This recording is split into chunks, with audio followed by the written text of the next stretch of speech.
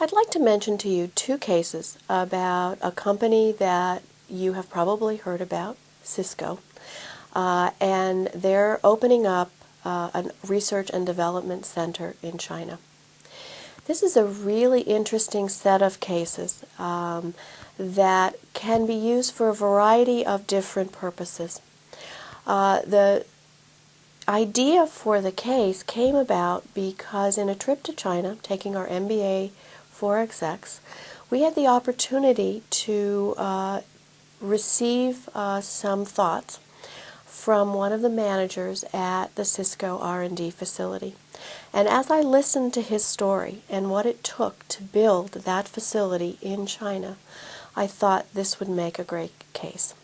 And so as a result, I had an opportunity to interview him and interview his colleagues in Shanghai, and created not one but two cases. You could use both cases at the same time. I choose to use one or the other depending on the focus of what I want to communicate. One of the cases is more micro-oriented, meaning that it gives students the opportunity to confront three managerial situations that the case protagonists experienced. The second case is more macro in the sense that it lays out a similar set of issues, but the decisions to be taken are more about where are you going with this R&D facility, and in fact, are you building it the way you want? Let me talk about the first case. Cisco switches the year of the manager. Notice that we tried to create a little bit of a catchy title. And the year of the manager is so named because it does focus on the manager. It does focus on the key protagonist in the case. The case develops a sense of what the management team had to go through to create an R&D center in China. So you will learn about the decisions that they took, how they went to India and looked to India to discover a model for what they wanted to do or what they didn't want to do.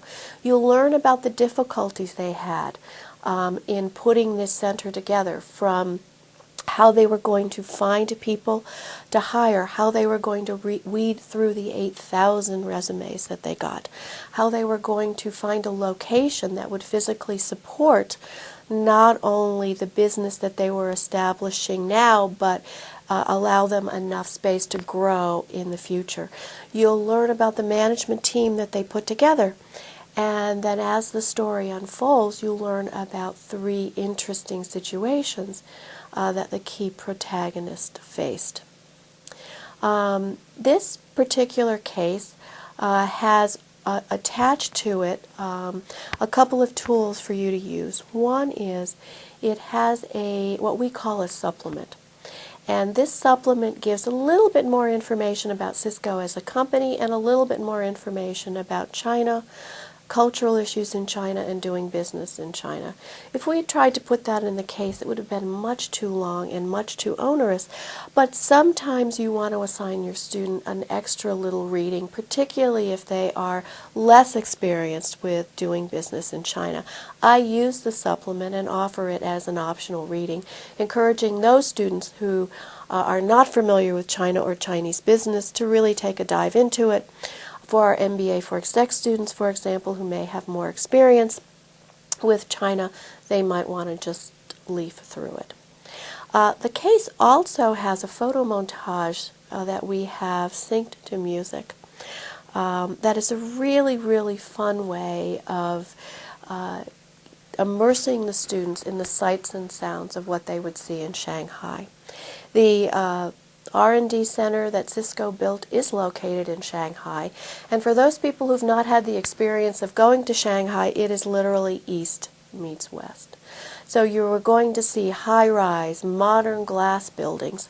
You're going to see a city that has been brought up from rice fields in a planned development But you are also going to see these high-rises next to traditional Chinese homes and traditional Chinese streets with all the sights and the sounds and the smells that you would experience. And that's the sort of East and West that we wanted to communicate in the video montage. We wanted to give you a sense of that as well.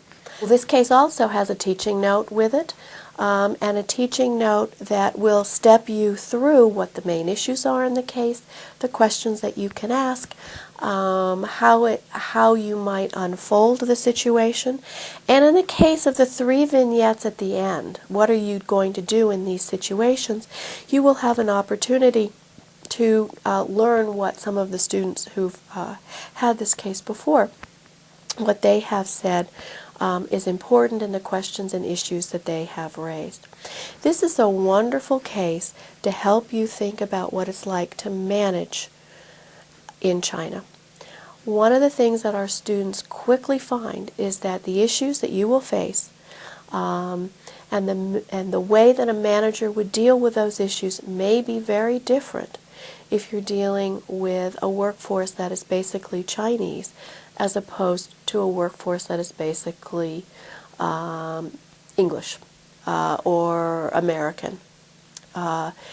For example, one of the situations in the case is you have to deal with people who are not used to sharing their opinion with you, who as a matter of culture may be less easy providing you with feedback.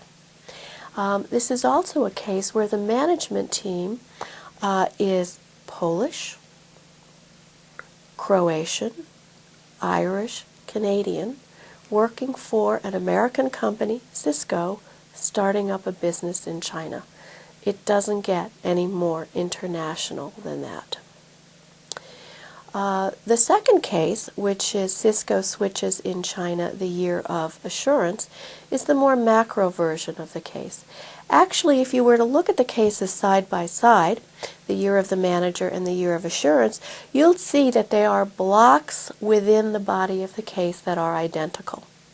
But what is different in the year of assurance is the introduction to the case, the tension of the case, and then the ending set of questions. The year of assurance case we've developed to be the more macro. It is a great case if you want someone to be thinking about how are you going to set up this business? What do you need to worry about if you are bringing an R&D facility into China?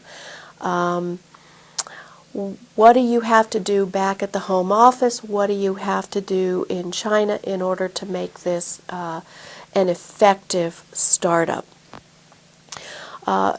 It is a great case for thinking about what are the values that you want to build this operation around. What are the values that you as a leader hold, and how can you make sure that those get infused through the strategy that you're choosing, through the structure that you're implementing, through the people that you're choosing to select.